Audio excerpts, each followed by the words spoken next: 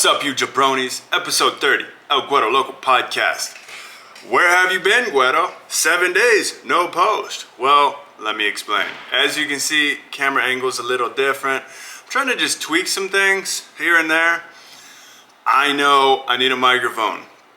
Where I live now, I'm about to move very far away from where I live. I'm not buying a microphone here just to put it in a suitcase, which I already don't have enough room in my suitcase. I'm not adding more stuff. When I get to where I'm going, as we all are in life, when I get to where I'm going, I will get a microphone, the audio will improve, and we're gonna get some freaking listeners, dude, all right? I got notes today, okay? Because before, I would just click record on the camera and start talking. It's not working. It's not working. So, we're gonna try something that works. We'll get right into the fight stuff. Okay. This past weekend, we had Ankalaev versus Pereira in the UFC 313 main event slot, okay? Let's break this down a little bit. What happened and where do we go from here? Ankalaev beats Alex Pereira, unanimous decision. One of the judges even had the scorecard 4-1. 4-1, I think it was 49-46, Ankalaev. I think that's a bit much. I really do. Minimum. Alex won 2 rounds. Minimum. Possibly won 3 and 5. I have not went back and watched the fight, but I'm not the only one making a case for 1, 3, and 5. Okay, now I sound like Sean O'Malley. What you beg, 1, 3, and 5, man? Shut up, okay? But that's what happened. The fight breakdown goes a little like this. Ankalaev, typical Ankalaev. Boring fights. They really are boring fights. Yeah, he's had some knockouts. But until the knockout, it was boring. I mean, maybe his most exciting fight would be Cutelaba. Like, I mean, you know what I mean? But Cutelaba is always in exciting stuff. Cutelaba, when he shows up, you know it's going to be something. So I think he did most of the work in that Ankalaev bout, their second bout. The first one ended with some, who knows what, I forget. But Ankalaev is just, I mean, Ankalaev has really made me rethink Bilal. I'm serious. I don't think Bilal's that bad. I really don't. At least he speaks English, you know? At a minimum, at least he speaks English. And Bilal is ugly. Just reading my Bible the other day, don't be judging people, okay? And here I am judging people. I don't think Bilal's a great looking dude. I don't think it's gay to say, you know, that's a handsome young man. But I'm not gonna say it if it's not true. Bilal's nose is the size of my cell phone. It's enormous. Imagine this on my face. That's what Bilal looks like, okay? I think Bilal's fights are extremely boring. At a minimum. Extremely boring. But Ankalaev, on the other hand, man, Ankalaev has revived an appreciation for Bilal Muhammad in my corazon, okay? Ankalaev went out there and fought the perfect fight to beat Alex Pereira. Do nothing. The problem is he won the fight by leg humping Alex. He really did look like Mario Batista and Jose Aldo, just holding them on the fence. You know it's bad when Goddard separates you because you're doing absolutely nothing. You're leg humping him on the fence. But on the contrary, Alex, aren't you a black belt, dude? Didn't you get a black belt, dude? Can you not get this guy off of you? You're huge, bro. You're absolutely huge and jacked. Get this guy off of you, bro. What are you doing, dude? Pereira did absolutely jack crap the whole fight, okay? All right? I'm trying to watch the language, all right? Pereira was, I believe, so nervous to throw shots that he froze like a deer in the headlights. He says, if I overextend on a punch, I'm going to get taken down. If I overextend and throw a head kick and miss, I'm going to get taken down. Okay? Problem is, he was 100% takedown defense. 100%. 10 out of 10 Russian Dagestani takedowns defended. Okay? From a guy who's never even had a wrestling match. From a guy who's never trained jiu-jitsu until probably the age of 28 or 29. Probably later. Let's just be honest, okay? The kickboxer defensively out-wrestled the Dagestani, okay? And there was a trip at the end of one of the rounds. People are saying it's takedown. It's not a takedown, okay? You don't know what a takedown is. A Muay Thai trip is not a takedown. If I throw somebody on the ground in wrestling and don't get on his back, it's not a takedown. You get no points. So the people saying, oh, Pereira took down Ank alive. You don't know what a takedown is. Yeah, Pereira threw Ank on the ground like a little, like ragdoll. Beautiful Muay Thai trip. Shoo! While you kicked the feet. Beautiful, and it worked great. His momentum, everything, bam. Not a takedown, okay? So, any of you guys saying that out there, stop saying it, okay? What do we do from here? Where do we go from here? It sounds like they're gonna do a rematch, okay? On the channel before, I've spoken about how I dislike champs just because they had the belt getting thrown right back into title matches. We're gonna get into that a little later in the episode with good old Merab and O'Malley. You know, kind of the same thing seems to be maybe possibly happening there. Don't like it. And I'm a fan of Pereira. I'm a fan of O'Malley. Just because you had the belt and you lose does not grant you an immediate rematch, in my book. Now, if you're the UFC and you're trying to profit off of this, you're trying to make money, the guy who lost is a star, the guy who won is not a star, you know, Merab, O'Malley, Ank, Pereira. These are just two recent, very good examples of what I'm talking about. When you have a star who loses to someone who's not a star, you want to make money, right? Okay, we need to get the guy back in there. How do we get the guy back in there? They're going to fight again. We're going to keep fighting him until he wins. No, bro. I mean, do you guys remember Max and Volk? I understand that Max was different, but Max went and had other fights, right? Max went and fought Arnold Allen. He fought Korean Zombie. I mean, he fought the guys who were coming up. And then he went and got another third title fight. But 1 and 2 were back to back, I believe. He shouldn't have got the second one. If Volk should have fought whoever was next in line. Now, guess what? Volk's getting thrown back into a title shot too. It's just, it holds up the entire division. It really, really does, okay?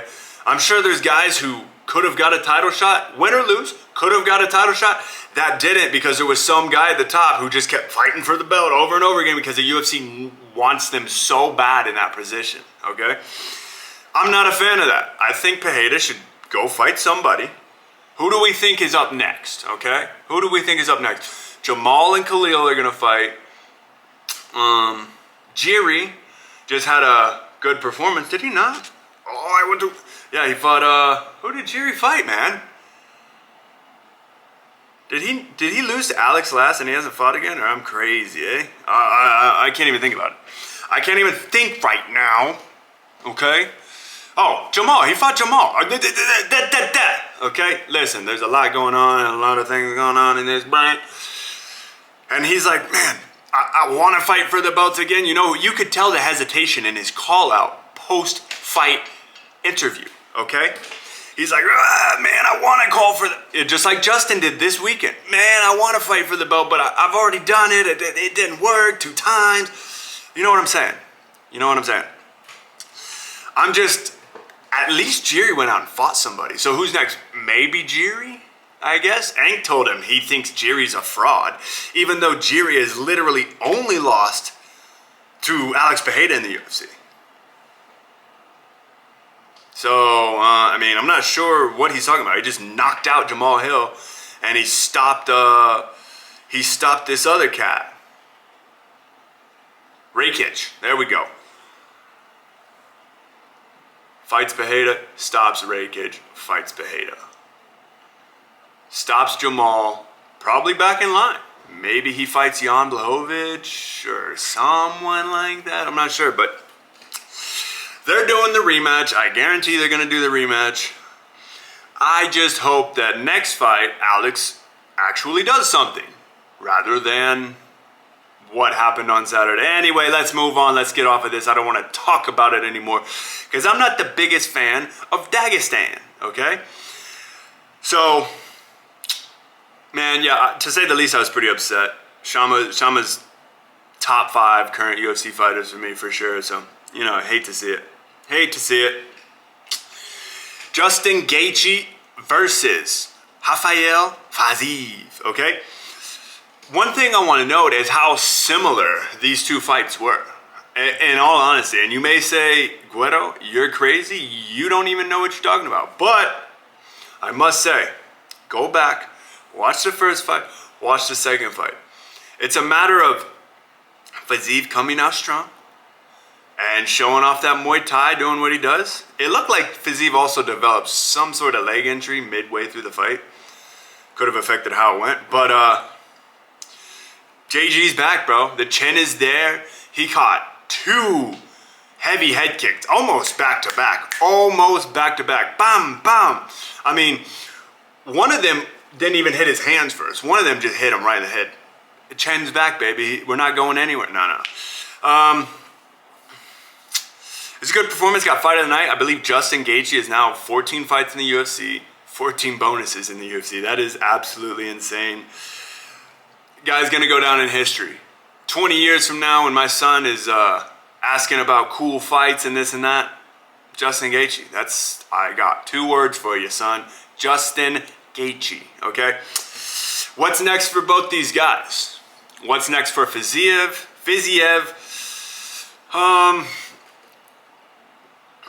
Well, you know, hopefully there was no injury. Hopefully Fiziev's okay.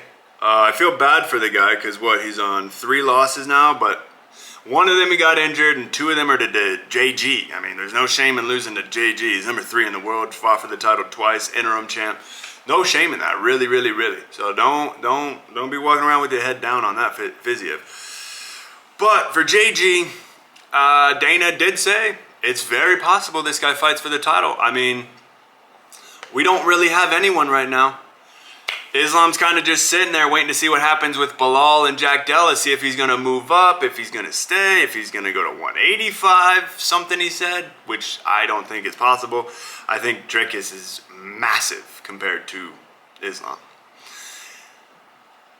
And the way Dricus has been performing, he'd probably beat Islam. Pure size, not skill. Skill for skill, it's like this. But Dricus is massive, and what he does, he makes it work, brother. He puts it together and he makes it work. So you never know. You never know what's up with this. I believe that Ilya is gonna fight Arman. Whoever comes out of that. Charles did take on Michael Chandler, and Dana did say the winner of this fight, next in line. I'm all for my boy, my favorite current UFC fighter, Charles Oliveira, getting that shot again. I don't think he wins. I really don't. But I mean, just for my a fight week hype for my boy Charles, yeah, I would love that. I would love that. I'm not sure who they're gonna match up against Fiziev next. Not sure. It might be and they might give him one of these new and up and coming cats. Maybe Joel Alvarez beats Benoit Saint Denis. They give him that. Maybe they give him Rufi. You know. So who knows what's next for both? But do not be surprised if one of these days they announce JG versus Islam Makhachev. I see it entirely possible. In the words of Joe Rogan, it is entirely possible. Okay. Next down on the card, we had Ignacio Bahamondes versus Jalen Turner. Man, when you're as tall as Nacho, Jalen's the same height. I'm the same height. I'm actually an inch taller. I'm 6'4". They're 6'3". Built the exact same, tall and scrawny, son. I look just like these fools. When you're that long and lanky, a lot of guys are not going to want to stand with you. Because if you know how to use that distance, you should win every single fight. Okay? So what a lot of these guys will do, if it's a tall, lanky guy, they're going to try to wrestle. Plus, you're going to be stronger than us. Like, our attribute is our height, not our strength, not our physical strength. You know what I mean? Our strength is our height. Your strength is your strength. Do you understand what I'm saying? Okay, good. I'm glad you do.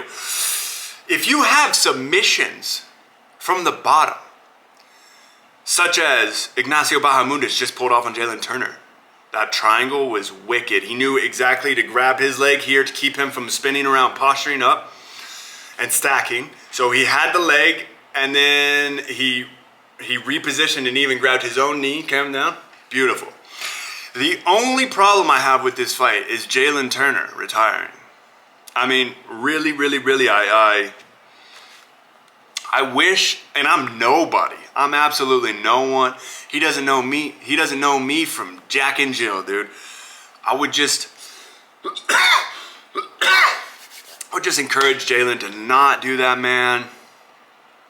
The guy knows what's best. The guy knows what's best for him and where he's at financially and all this. But, brother, essentially you knocked out Moicano, who just fought for the title.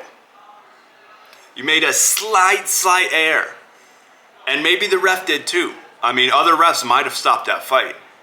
And this guy just fought for the title, bro. Okay? So, do not be discouraged, Jalen. Man, that makes me upset because such a good guy, bro. And you can tell the losses that he's had. I thought he was gonna be top 5 for sure. I thought he was gonna soar to top 5 and do his thing, but all due respect to Jalen Turner. All respect to Jalen Turner.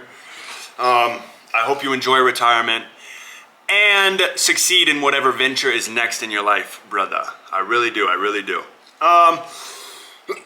Next on the card, we had, well, I'm going to get to this first. Rufy versus King Green, okay? On my notes here, I just have King died. Dead King. King died. Wow. If it's not knockout of the year, it will be in the running for knockout of the year. They usually give you 4 choices. You pick one. It will be one of the 4 choices. Guaranteed. Will it be the knockout of the year? I don't know. There's still a lot of year left. It's crazy how people can see that and say, oh, knockout of the year for sure. Brother, you don't know that. You really don't know that, okay? So don't say that. You can say that's contender for knockout of the year, but you just off and saying, oh, that is knockout of the year. A bit foolish. You never know. I could end up being the fool. And this actually is knockout of the year. That would be, I'd have no problem with that. It was crazy. Back spinning wheel kick, dude. Spinning wheel kick. So wheel kick is backwards anyway. Do you have to say back spinning? Spinning back wheel kick? No, just spinning wheel kick, I believe. Wow. King likes to fight with his hands down against a guy like this. It's not possible. Styles make fights. This is a horrible style matchup for Bobby Green and a beautiful style matchup for Mauricio Hufi. King they're probably giving him one more fight. If he loses, they'll cut him. Probably is what I see happening. I'm sure he's worth a lot of money. Every time he fights, they're dishing out probably. Just for him to lose, probably 120, something like that, 125, in that range, give or take.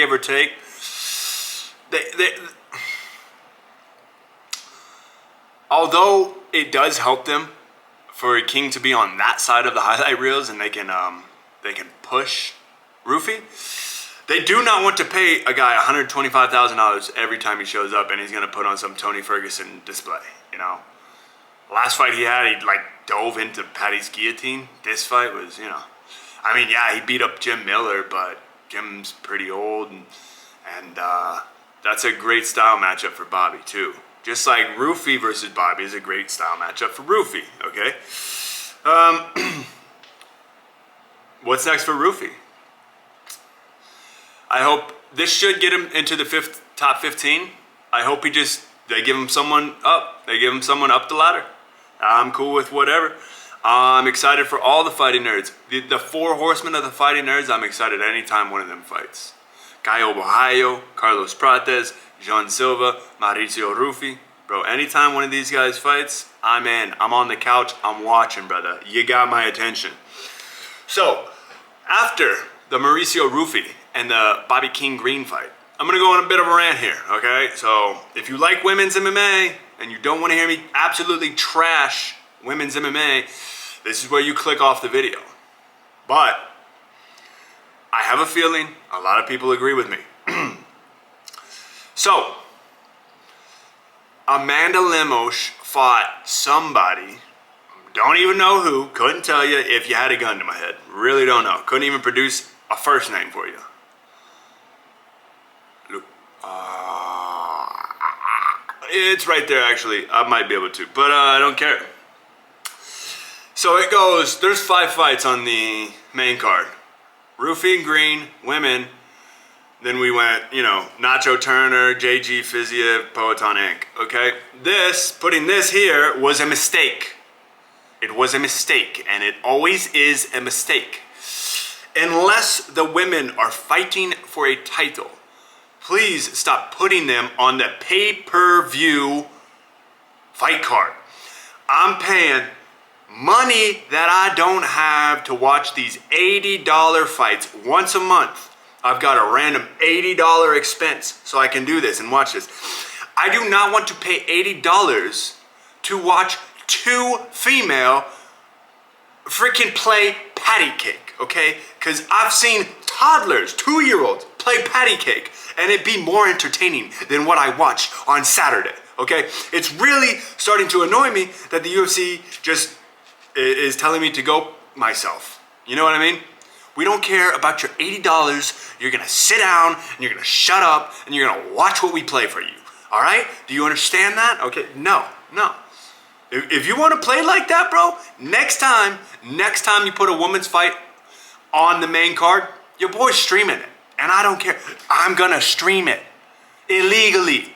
Come at me, bro, okay? Next time you try to take money out of my pocket for something that's not worth it, I'm not giving you your money and I'm gonna watch it anyway. Okay? Maybe that's why you have a streaming problem in the first place. Like I said in the last video, if women's MMA was its own entity, such as WNBA, you don't go to an NBA game and a halftime show is a WNBA game. Everybody would leave, bro. We don't want to see it. Even if you gave it to me for free, I don't want to see it. It's low level stuff. It's amateur level stuff, bro. The fact is, the pool of athletes is so small that really anyone can make it in women's MMA.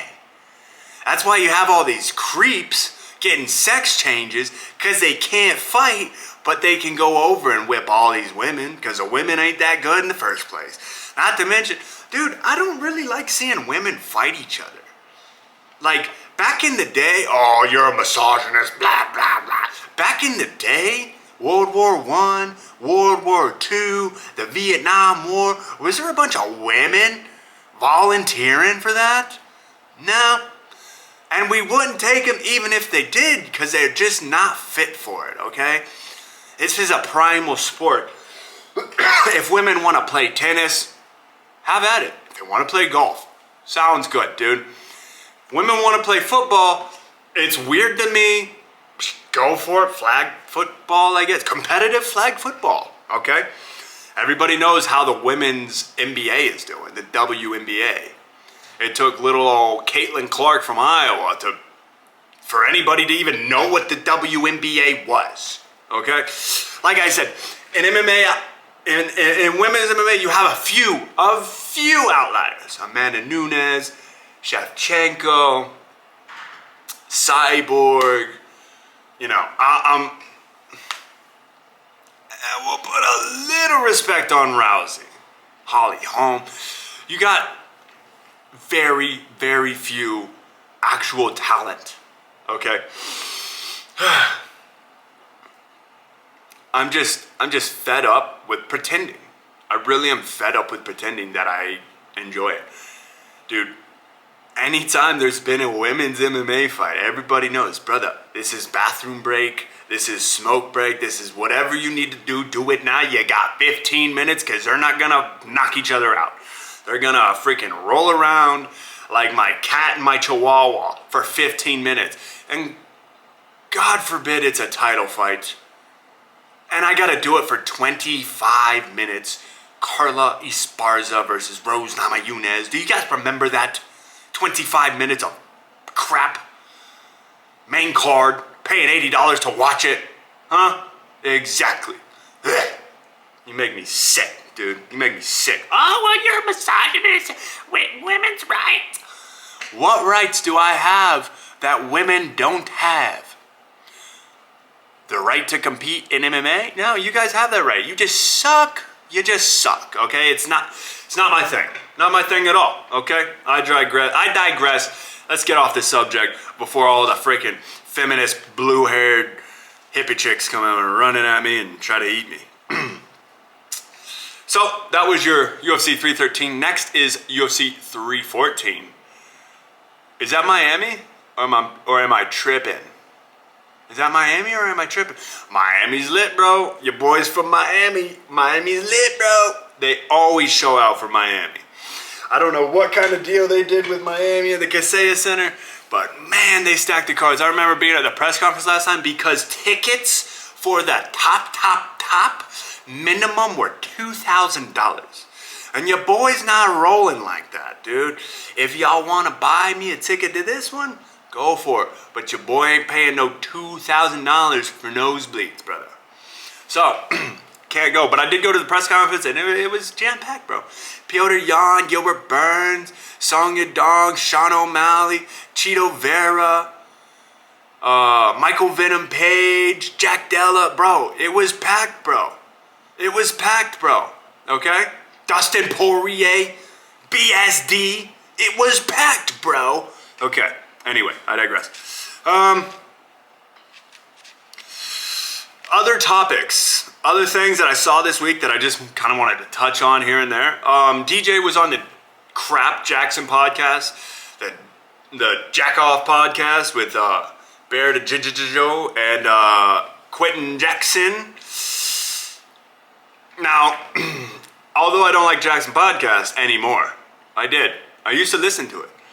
But you guys can't just be Bear can't just be a weirdo phony and I'm gonna put up with it. So I boycotted the podcast. I don't listen anymore. But I did see a clip of DJ and Rampage going on about John Jones' loss. DJ said, no, he lost. Rampage says, how did he lose? It was an illegal move. Well, imagine this, okay? You and I are playing billiards, pool, whatever you want to call it, shooting, all right? And we're both all balls out, it's the 8 ball left, right? You call a pocket and you shoot and the ball goes into a different pocket. What happens? I win. You beat yourself. I win. It doesn't matter if you like it or if you think it's fair. You broke the rules. I won. Say you shoot and the white ball goes into a pocket. Guess what? I won. It doesn't matter if it was a mistake, an accident. You don't get to redo it. I won. Technicality, brother. You can't just say, oh, well, I beat him up the whole fight. It was just that one thing. No, brother, you lost. So I'm going to ride with DJ on this one. And what I was going to talk about earlier, what I brought up earlier was, looks like Merab O'Malley next, eh? Looks like O'Malley's just getting thrown right back in there. Merab's going to, Merab was crying about how the champ always taking soft fights. And now here we are. He was absolutely forced to fight Umar. And you know that. Because he was so mad the whole fight week build up, everything. So you know he didn't want to fight Umar. He wanted to fight Sean because easy money, bro. The guy can't wrestle. Okay? Now guess what? Now he's doing it again. This is the same guy who would cry that all the champs are taking easy fights. And now here he is in their position doing the same thing. You Georgian rugrat, okay? And then I was Sean O'Malley and Umar. That's how he sounds, bro. You're telling me that's not Marab. You're telling me, rewind the video, close your eyes, listen to that. And you're like, whoa, is Guerrero interviewing Marab? Is Guerrero interviewing Marab? That's what you would think if you listen to that with your eyes closed. It's a little boring.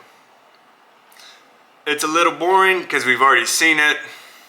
And it kind of, if you guys remember it kind of sucked all the energy out of the sphere. You know? Whatever. We'll do it again. And we'll make more excuses on our labrums and all that. Anyway. I got Magomed blames Alex for the fight being boring. Magomed. The guy who was separated from hugging his leg on the cage, said that it's Alex's fault that the fight was boring. Listen, brother, I don't disagree, but it's also your fault, because all of your fights are boring. I'm not the only one who says it, dude. A lot of people have the same opinion, okay? It's a general consensus that Ank isn't the most exciting guy. It's a general consensus that Alex Bejeda is a generally exciting individual to watch fight, okay? So how is it Alex's fault that the fight's boring when we have the most exciting and a pretty boring guy and the fight's boring? Whose fault is it?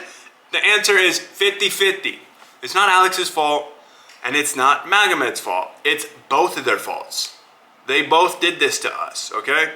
So if you're mad at anybody, Mag Ank, be mad at yourself, okay? Look in the mirror. Okay, also, Magomed, geez, dude, this guy is just out here freaking shooting Twitter bullets at people. Magomed calls Jiri a fraud. I talked about this a little earlier when I was talking about Jiri, but dude, he said you're a fraud and you need to go get more wins before you fight for the belt. Bro.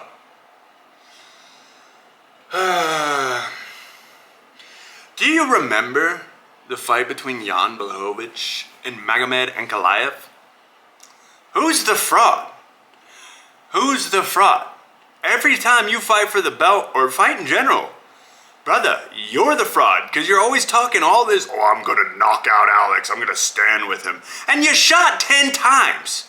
You shot 10 times. Couldn't get a single one, but you still shot after saying, oh, I'm going to stand with him. I don't need to wrestle.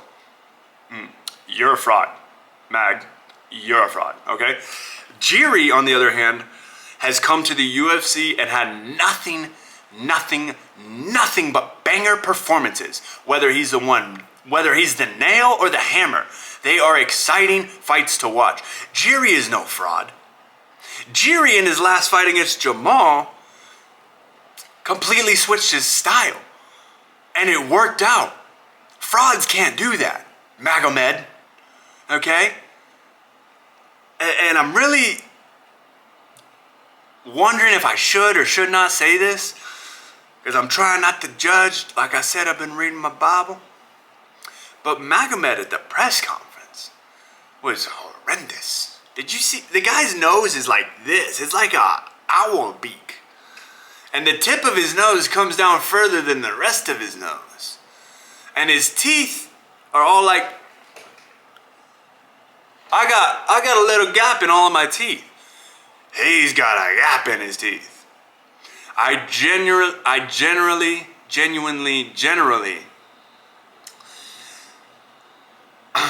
I wholeheartedly believe that there is some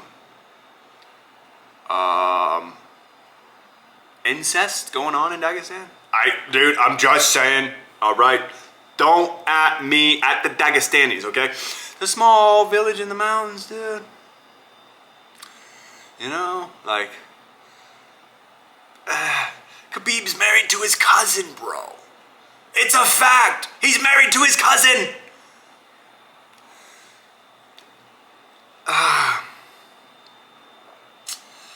That's it, guys. I'm out of here. I can't keep thinking about Dagestan all day, or I'm gonna. Guero out. Have a nice week.